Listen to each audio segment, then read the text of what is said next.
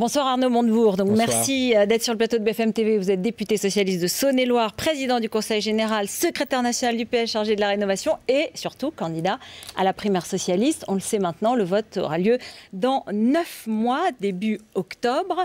Et vous avez raconté vos idées et vos rêves, c'est-à-dire un peu votre programme, dans ce livre qu'on voit à l'antenne chez Flammarion, sans proposition, une nouvelle manière d'aborder les questions, un chemin dans lequel vous évoquez le capitalisme coopératif, la 6e République qui vous est chère, mais aussi il y a pas mal de propositions sur la diversité, sur la laïcité, qui décoiffent un peu, qui ne sont pas tout à fait dans le cursus habituel des socialistes, on y reviendra. Mais d'abord, l'actualité tout de suite, c'est cette polémique franco-française cet après-midi autour de Michel Alliot-Marie. Les socialistes ont accusé la diplomatie française et la ministre des Affaires étrangères d'avoir fait une gaffe, de ne pas avoir de vision de la situation. Est-ce que ce soir, vous demandez sa démission ? Les socialistes ne sont pas allés jusque-là. Justement, c'est pourquoi je vous le demande. Parce que d'abord, ça ne sert à rien de demander des démissions dans ce système politique. D'ailleurs, regardez M. Hortefeux, qui a déjà subi 2 condamnations, et des plus graves, pour injure raciale, a-t-il pensé à démissionner? La démission est toujours demandée, elle n'est jamais obtenue, parce qu'il n'y a pas de système de responsabilité politique. C'est le problème, d'ailleurs, de la 5e République. C'est pourquoi je propose une République reconstruite avec des mécanismes de responsabilité, où il serait possible de mettre en cause les ministres, de les faire tomber quand ils ont commis de graves erreurs, et il y en a eu à gauche comme à droite, pour permettre finalement la responsabilité politique de s'exercer. Donc ça n'existe pas dans notre système. On est obligé de voter la censure, tout de suite la grosse artillerie, renverser le gouvernement, ce qui n'arrive jamais, puisqu'on a besoin d'un gouvernement, même quand on n'est pas d'accord avec lui. C'est bien de ne pas avoir la langue de bois là-dessus quand même. Alors, tout de même, les critiques de la gauche sur la politique tunisienne, j'ai envie de dire, en tout cas la réaction du gouvernement devant la crise tunisienne, oublie peut-être un peu la réalité de la politique des socialistes. En tout cas, c'est ce qu'a laissé entendre clairement François Fillon. On va l'écouter.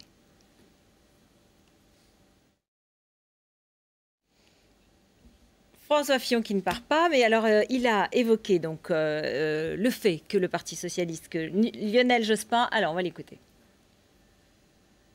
J'entends les critiques que vous formulez et je pourrais, pour y répondre, citer de larges extraits du très beau discours de Lionel Jospin en octobre 1997 lorsqu'il recevait à Matignon le président Ben Ali.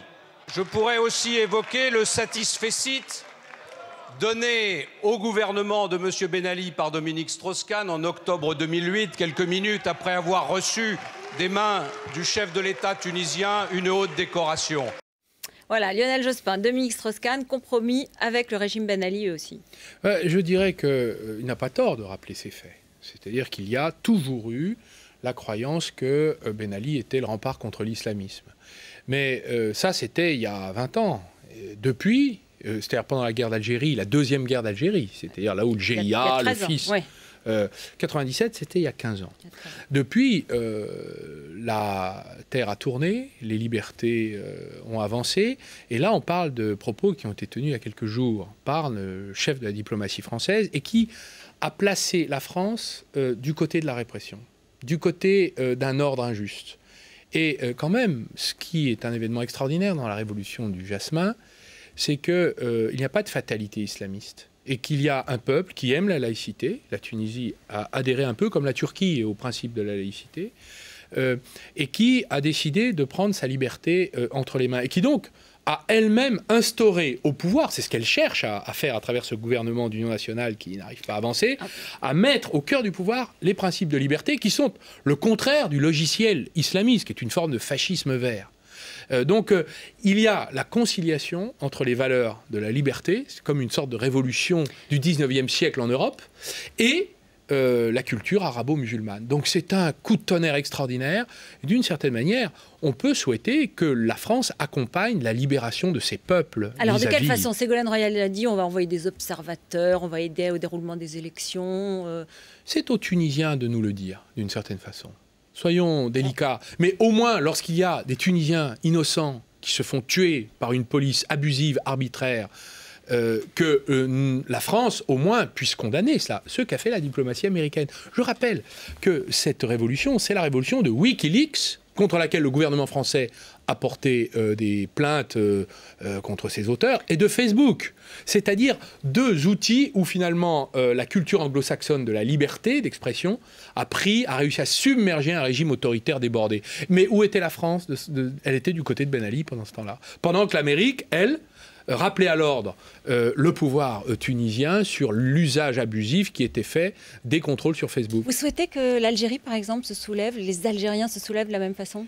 Je pense que les dictateurs ou les régimes abusifs, l'Algérie n'est pas du tout dans le cas de la Tunisie parce qu'il y a un régime de presse libre, il y a un système électoral qui s'est amélioré, il y a aussi un traumatisme islamiste très violent, ils ont eu 200 000 victimes dans la dernière décennie. L'Algérie a une liberté d'expression.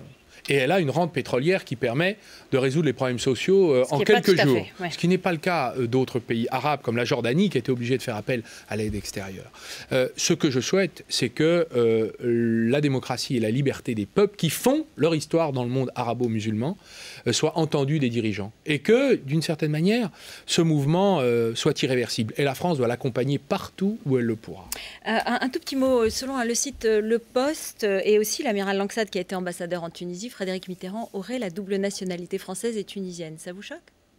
Non, je n'ai pas de difficulté à ce qu'on ait une double nationalité. J'ai une difficulté avec les déclarations de Frédéric Mitterrand qui a dit que Ben Ali était mal jugé. Il y a des éléments de connivence et de complaisance entre les 2 classes dirigeantes, à l'évidence.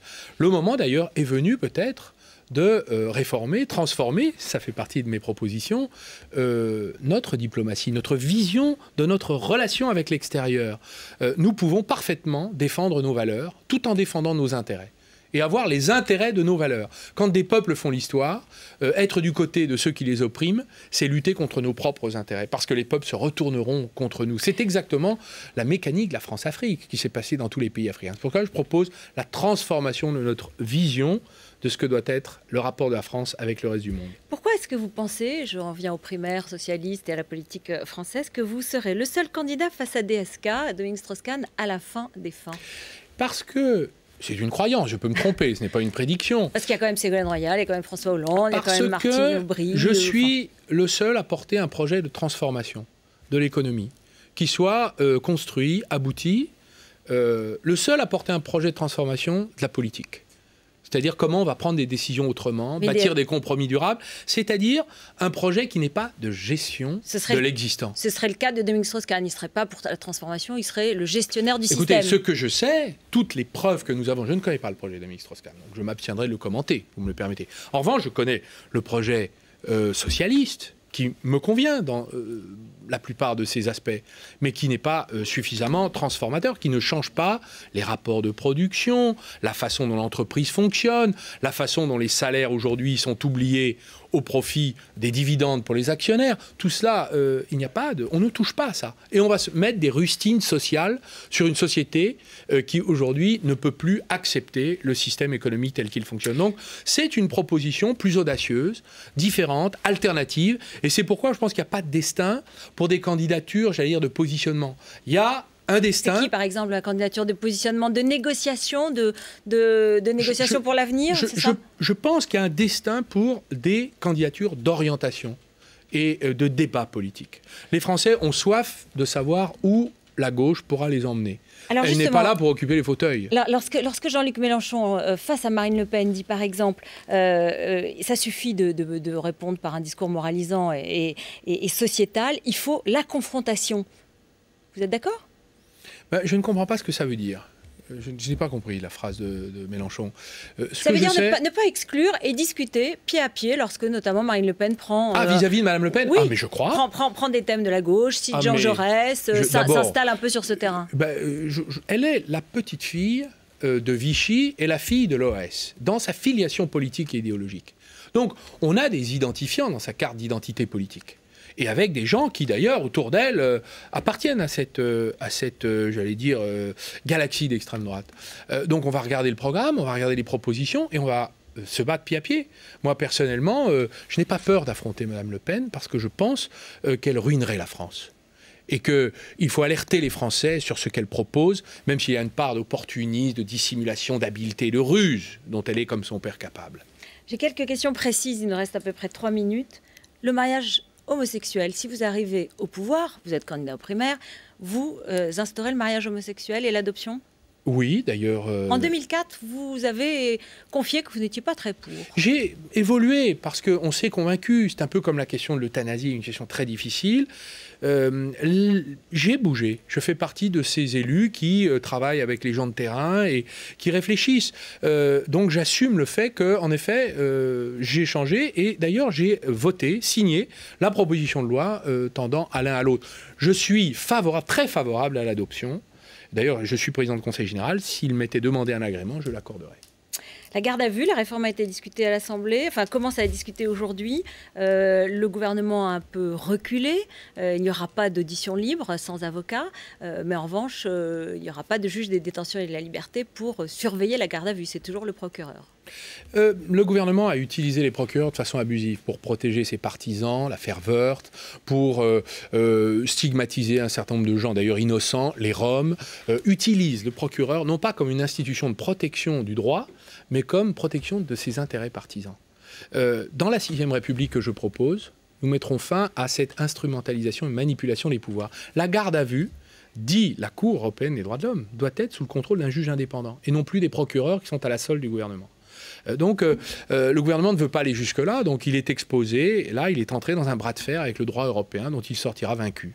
La réforme fiscale, c'est une bonne idée d'imposer les plus-values sur les résidences principales qui seraient vendues plus d'1,2 million d'euros, c'est la proposition de Jérôme Chartier. Je suis pour tout ce qui permet de lutter contre la spéculation foncière. Et d'une certaine manière, il n'y a pas de raison que les plus-values issues, y compris de la résidence principale où on a investi, soient traitées différemment. Voilà. Ouais. Je considère que ça fait partie du débat et dans le cadre de la lutte contre la montée, la cherté des prix dans les villes, les centres-villes qui deviennent inaccessibles. Il faut être maintenant fortuné pour habiter Paris, il faut avoir gagné au loto, je ne sais pas. On ne peut plus vivre, même dans les centres-villes de province. Les prix sont délirants. Donc il faut faire quelque chose. Soit c'est les impôts, les taxes, soit c'est les interdictions.